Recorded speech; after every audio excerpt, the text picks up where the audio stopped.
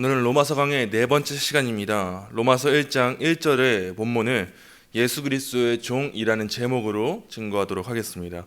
오늘의 본문 로마서 1장 1절입니다. 오늘의 본문 로마서 1장 1절 우리 함께 읽도록 하겠습니다. 예수 그리스도의 종 바울은 사도로 부르심을 받아 하나님의 복음을 위하여 택정함을 입었으니 아멘. 오늘의 로마서 강의 서론에 있어서 한 권의 책을 먼저 소개하려 합니다. 제가 오늘 소개하려고 하는 책은요, 정태용 목사님의 성경적 상담 시리즈 1권 의미와 통일성이라는 책입니다. 정태용 목사님의 책들은 우리 교회에서 많이 소개되고 익숙하게 접해보신 분들이 계실 테지만 정 목사님의 책은 특히나 우리의 믿음과 삶을 바라보는 통찰력에 있어서 굉장히 큰 유익을 줍니다. 책의 저자이신 정 목사님께서는 의미와 통일성이라는 주제로 우리의 믿음과 삶을 파악하시는데 의미와 통일성을 다음과 같이 설명하십니다. 인간은 인격체이기 때문에 의미와 통일성을 원합니다. 의미는 두 가지를 말합니다. 첫째는 나는 누구인가이며 둘째는 나는 무엇을 하고 살아야 하는가입니다. 통일성은 의미에 다 속해 있어야 합니다. 그런데 굳이 통일성이라고 말하면서 관계를 말하는 이유는 세상이나 교회나 통일성을 버렸기 때문입니다. 나는 누구인가는 존재에 관한 문제이므로 존재적 관점입니다. 나는 무엇을 하고 살아야 하는가는 사명에 관한 문제이므로 사명적 관점입니다.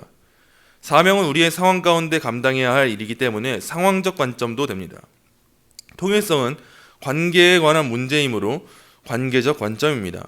관계는 규범이 주어지기 때문에 규범적 관점도 됩니다.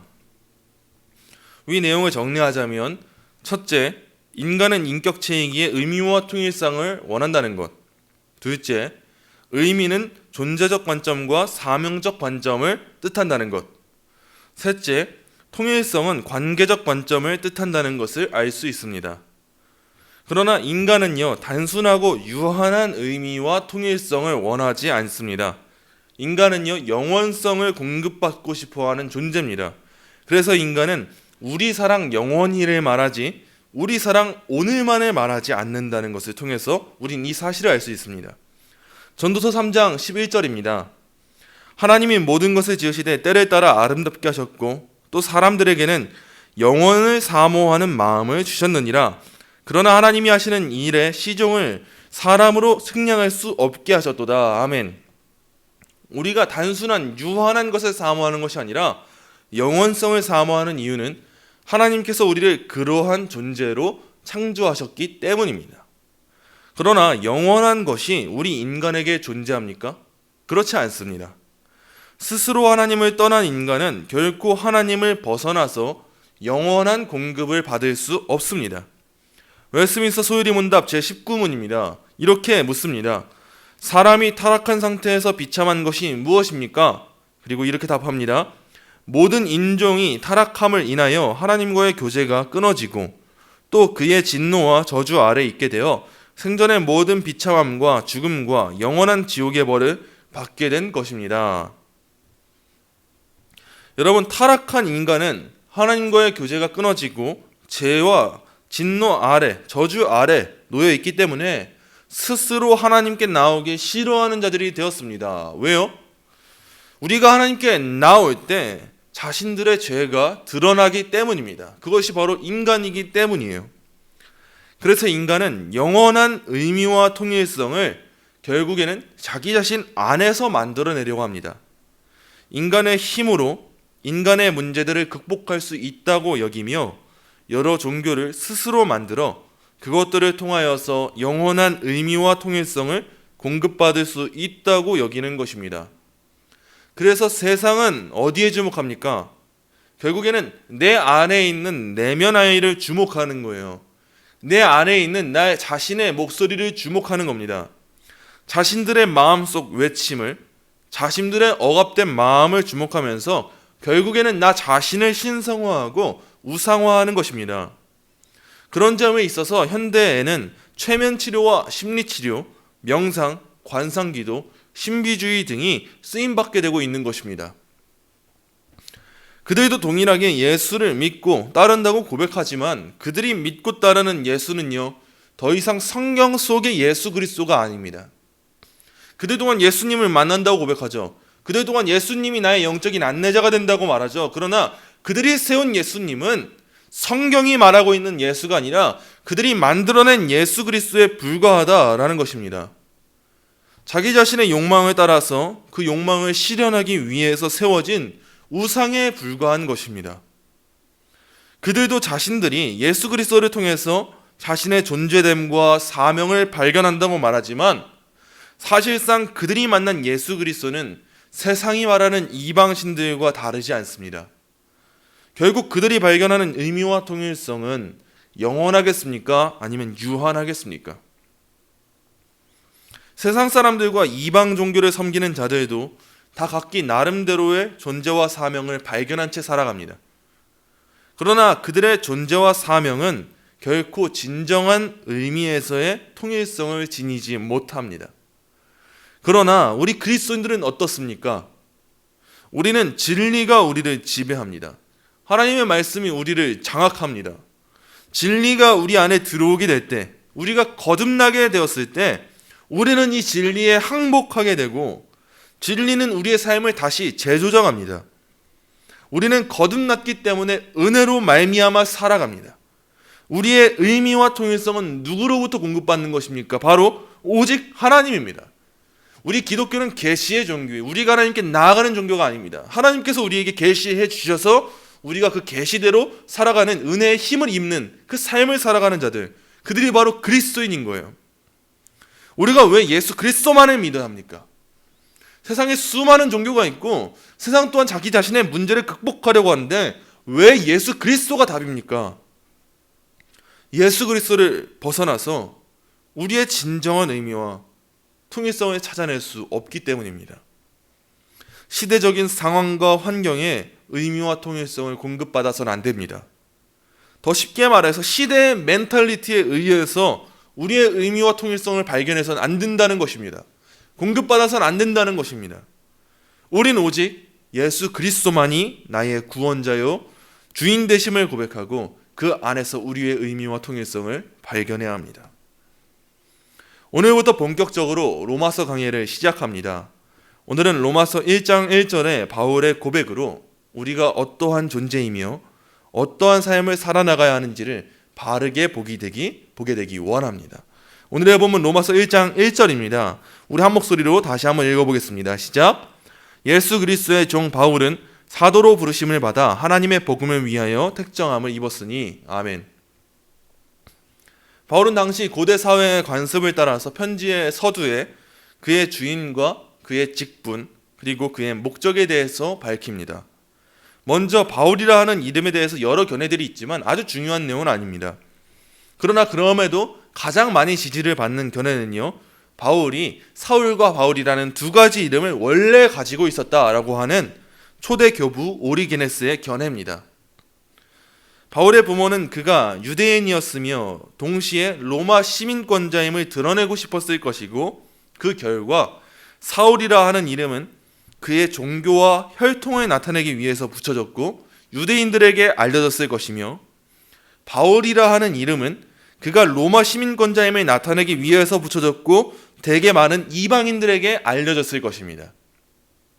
그래서 바울은요, 자신의 서신들에서 바울이라는 이름으로 자신이 알려져 있는 교회들에게 자기 자신을 바울이라 일컫고 이 이름은 로마에서 더욱 특히나 로마에서 거부감 없이 받아들여지는 이름이었기에 이 로마서에서 자신을 바울이라고 사용했을 것으로 보여집니다. 우리가 지금까지 살펴보았던 내용들을 되짚어보자면 바울은 어떤 사람이었습니까? 빌립보서 3장 5절부터 6절입니다. 나는 8일 만에 할례를 받고 이스라엘 족속이요 베냐민 지파요 히브리인 중에 히브리인이요 율법으로는 바리새인이요 열심으로는 교회를 박해하고 율법에 의로는 흠이 없는 자라. 또한 사도행전 26장 9절입니다. 나도 나사렛 예수의 이름을 대적하여 많은 일을 행하여야 될 줄 스스로 생각하고. 바울은요, 순수한 혈통의 유대인이었고 히브리인 중에서도 히브리인이고 출생으로는 다섯 사람으로 로마 시민권을 가진 사람이었습니다. 또한 그는 당시 최고의 선생으로 불리우는 가말리엘의 제자로서 율법이라 하는 것에 특히나 유대교적인 종교적 열심에 제일 가는 사람이었습니다. 그러므로 자기 자신의 종교적인 신념에 따라서 기독교를 가장 난폭하게 반대하던 반대자, 핍박자, 박해자가 바로 바울이었어요. 왜 그랬습니까? 바울이라고 하는 이 사람이 거듭나기 이전에는 그의 삶의 의미와 통일성이 오직 유대교와 율법에 속해 있었기 때문입니다. 그의 존재가 어땠습니까? 그는 유대인이었고 히브리인이었고 바리새인이었고 로마 시민권을 가진 사람이었어요. 그렇기 때문에 그의 존재가 그렇다면 그 사명은 무엇이겠습니까? 자기가 속한 그 존재됨에 의해서 철저하게 기독교에 대해서, 예수 그리스도에 대해서 핍박하고 박해하는 삶을 살아야 했던 사람, 그가 속한 환경과 상황과 관계가 바울의 그 사명을 향해서 나아가고 있었다는 것입니다. 바울은 본래 그런 사람이었어요. 그러나 그러한 바울이 다메섹 도상에서 땅에 엎드러져 회심한 이후 어떻게 변화하게 되었습니까? 이제 그는 그의 모든 삶을 바쳐서 박해하던 기독교의 진리에 오히려 모든 삶을 바쳐서 헌신하게 되었습니다. 그의 전생에 걸쳐서 험난한 길들을 떠나서 예수 그리스도의 은혜의 복음을 전하는 일을 위하여 모든 박해를 이젠 견뎌내는 사람으로 변화된 것입니다. 그리고 이제 바울이 자기 자신을 이방인의 사도로 부르신 하나님의 부르심에 힘입어 로마에 있는 교회를 향하여 이 편지를 기록하고 자신을 설명합니다. 바로 예수 그리스도의 종이라고 말입니다. 이전에는 예수 그리스도를 반대하는 일에 자신의 모든 삶을 쏟아붓는 것을 사명으로 여겼던 그가 이제는 자기가 박해하던 그 예수 그리스도의 종, 그 종이 나다라고 표현합니다. 이것이 과연 말이나 되는 일입니까? 말 그대로 더 이상의 설명이 필요 없습니다. 종입니다. 노예입니다. 그러나 바울의 이러한 표현은요, 그의 삶이 전적으로 어떻게 바뀌게 되었는지를 철저하게 보여주고 있습니다. 바울은 예수 그리스도의 종이라는 고백을 통해서 자기 자신의 겸손함과 그분의 위엄을 동시에 나타내고 있습니다. 오늘은 이 종이라는 호칭이 의미하는 바가 무엇인지를 좀 더 집중적으로 살펴보고자 합니다. 이 종이라는 호칭이 의미하는 바 첫 번째, 이 종은 자신의 존재됨을 나타내 줍니다. 종은 자기 자신이 어떠한 존재인지, 즉 어떠한 신분인지에 대해서 의미하고 있습니다. 종은 어떠한 신분에 처한 사람입니까? 어떠한 존재입니까? 우리가 흔히 교회 내에서도 자기 자신을 소개할 때 예수 그리스도의 무익한 종이라고 우린 종종 설명하지 않습니까? 소개하지 않습니까? 이는 흔히 이 예수 그리스도의 종이라는 말은 믿는 이들로 하여금 사용되는 말인데, 이 종이라 함은 존재적으로, 신분적으로 자기 자신에 대한 독점적인 권한 혹은 소유 등이 다른 이에게 전적으로 넘어간 상태를 의미합니다. 즉, 주인 될 사람이 대가를 지불하여 그를 구매했을 때 우리는 그 사람의 신분을 종이라고 부르는 것입니다. 이러한 종이라는 말은요, 신분을 나타내는 동시에, 존재됨을 나타내는 동시에 두 번째로 그의 사명에 대해서도 나타내주는 말입니다. 종이라는 단어는 사전적으로 남에게 얽매이어 그 명령에 따라 움직이는 사람을 비유적으로 이르는 말이라는 뜻을 가지고 있습니다.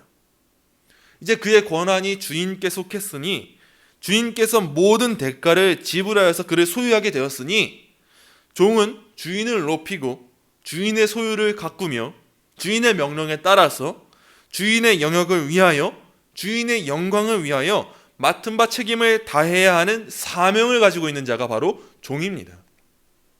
사랑하는 성도 여러분, 모든 인간은요, 결국 무언가의 종으로 살아가는 존재입니다. 자기 삶의 의미를 지닌 채 살아가는 자들입니다. 그러나 그 삶의 의미가요, 즉 존재와 사명이 바른 관계 안에서 주어지지 않으면, 바른 규범 안에서, 바른 체계 안에서 주어지지 않으면 그 존재와 사명은 결코 참된 평안과 위로와 평화를 안겨주지 못한다는 사실을 주목해야 합니다. 유물론적인 사상의 종이 된 사람들은요, 자기 자신의 존재를 사회적 구조와 환경, 자연과학적인 성찰을 통해서 발견하게 될 것이고, 그 결과 그들의 사명은 자기 자신이 마주하는 문제에 대하여서 언제나 사회 구조와 환경을 비롯한 타인을 탓하는 데에만 머무게 될 뿐입니다. 그 안에 결코 참된 평안과 위로, 평화란 존재할 수 없고 파멸을 향해 나아가는 죄인된 인간의 욕망만을 우린 보게 됩니다. 또한 프로이트와 칼융으로 대표되는 심리학의 종이 된 사람들은요, 자기 자신의 존재를 결코 성경적인 가르침에 따라서 발견하지 않습니다. 삶의 문제를 마주하게 될 때 그들은 무의식을 탓하며 그 무의식의 분열을 해결하기 위해서 뉴에이지 영성으로 도약합니다. 최면을 걸고 명상을 하고 관상기도를 하고 그 안에서 예수 그리스도를 만나려고 하지만, 그 안에 있는 영적인 안내자를 만나려고 하지만 그 안에서 만나는 영적인 안내자는 결코 예수 그리스도가 아닙니다. 성경이 말하는 예수 그리스도가 아니라는 뜻이에요. 그들이 그 안에서 만나는 많은 유익을 통해서 자기 자신의 문제를 극복하려고 하죠. 그러나 그 모든 행위의 본질적인 문제는 어디에 있습니까? 바로 인간의 죄라는 말이에요. 그러나 그들은 그 모든 것을 사상 안에 깔지 않고 전제하지 않고 결국에는 자기 자신에게 신성을 부여하며 우리는 이겨낼 수 있다, 우리는 우리 안에서 해결해낼 수 있다 라는 자기 자신의 힘으로 또는 또 다른 영적인 안내자를 만들어서 그들의 삶의 문제를 극복하고 그 안에 의미와 통일성을 찾으려고 한다는 뜻입니다. 그들에게도 참된 평안과 위로, 평화란 존재하지 않습니다. 세상은 언제나 이러한 철학적 심리학적 접근으로 자기 자신의 의미와 통일성을 찾으려고 발버둥쳤습니다. 이러한 철학적 심리학적 접근들은 언제나 하나님을 벗어나 자유한 인간을 만들고자 노력해왔습니다. 그러기에 인간의 자율성을 가장 극대화시키려고 노력한 것입니다. 그래서 인간이 교육을 받으면 변화할 것으로 보았고, 인간이 경험을 하면 변화할 것으로 보았고, 구조를 만들면 변화할 것으로 보였지만, 오히려 이런 모든 시도들은 인간을 더욱 고통스럽고 절망스럽게 만들었습니다. 왜요? 하나님을 벗어나서 자신의 의미와 통일성을 찾는다 할지라도 그 안에 참된 것은 존재하지 않기 때문입니다. 여러분, 쉽게 예를 들어서 우리가 단순히 엄마라는 존재와 사명만이 중요한 것이 아닙니다. 더 중요한 것은 무엇이냐면 누구의 엄마라는 거예요. 단순히 우리가 엄마라는 것에서 존재와 사명이 해결된다고, 발견된다고 끝나는 게 아닙니다. 그래서 그 엄마가 누구의 엄마냐는 더 중요한 일 아닙니까? 그래야 그 존재와 사명이 바르게 해석이 되는 거잖아요. 이건 아주 쉽게 예를 들어서 설명한 것이고요. 이처럼 통일성, 이 관계적인 문제가 바르게 세워지지 못하면 우리의 존재도 사명도 바르게 해석될 수 없다는 거예요. 우린 다 종이에요. 종인 거 다 좋아요. 종으로서 우리의 신분을 발견하고 사명을 발견한단 말이에요. 근데 누구의 종이냐는 거예요. 이런 점에 있어서 바울의 고백은 너무도 정확하고 우리 성도들이 따라야 할 고백인 것이 분명합니다. 바울은 자신의 종됨을 바른 관계 안에서 발견했고 고백했습니다. 바울은 이렇게 고백했습니다. 예수 그리스도의 종이라고 말입니다. 이제 바울의 인생은 예수 그리스도 안에서 주어진 상황과 환경, 그 관계들에게 자신의 존재와 사명이 명확하게 세워진 인생이 된 거예요. 바울은 오직 예수 그리스도 안에서 이 모든 사실을 고백했습니다. 자신의 존재가 더 이상 자기 자신의 것이 아니요 예수 그리스도의 피 흘리심으로 말미암아 예수 그리스도께서 자신을 사심받은 존재가 되었다. 나는 그런 종이 된 것이다. 그래서 나는 이제 예수 그리스도의 교회와 그의 나라를 위해서, 그의 명령을 따라서, 그의 영광을 위해서 목숨 바쳐 따라야 하는 그 사명을 받은 사람이 되었다. 나는 그의 종이다 라고 바울이 말해주고 있는 것입니다. 말씀을 맺습니다. 바울은 이러한 고백으로 편지를 시작하고 있습니다. 너희에게 편지를 쓰는 나는 예수 그리스도의 종이다 라고 말입니다. 이제 바울의 존재는 결코 예수 그리스도를 떠나서 해석될 수 없고, 바울의 존재는 예수 그리스도를 중심에 두게 되었습니다. 이것이 바로 구원받은 성도의 삶의 의미와 통일성입니다. 세상은 우리들의 의미와 통일성에 결코 답을 내놓지 못합니다. 결국 세상이 말해주는 우리의 의미와 통일성은 하나님을 벗어나 하나님을 세우려고 하는 우리 인간의 죄성의 극악무도한 반란일 뿐이며, 그 끝은 절망과 좌절의 연속이며 영원한 진노를 면하지 못할 것입니다. 그러나 영원하신 하나님의 창세전 택하심으로 말미암아 예수 그리스도를 주로 영접한 자들의 삶은 예수 그리스도의 대속 사역과 성령 하나님의 적용하심으로 말미암아 하나님의 언약 백성으로 참여하게 됩니다. 하나님의 언약은 우리 삶에 우리 자신의 연약함에도 불구하지 않고 이 연약함에도 흔들리지 않으며 그러므로 우린 이 언약의 하나님으로 말미암아 구원의 확실성에 위로와 평안과 참된 평화를 누리게 된 자들, 그들이 바로 우리 그리스도인입니다.